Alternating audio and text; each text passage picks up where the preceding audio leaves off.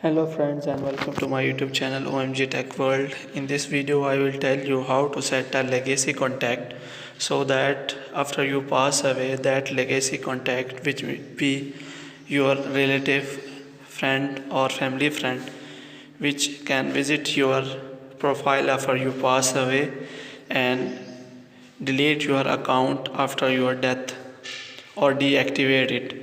To do this, first of all you have to click on settings. In settings you have to go to personal account information. In personal account information you have to click on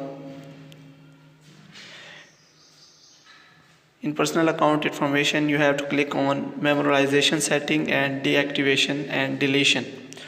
In memorialization setting you have to click on, as you can see there is option for choose legacy contact. In this option you can choose a legacy contact, and the second option is for deletion and deactivate of your account. If you want to deactivate your account or delete your account, from this option you can do, and from this option you can choose a legacy contact or delete your account. If you are new to this channel, kindly subscribe this channel, like this video and press the bell icon so that you can see our new video. Thank you.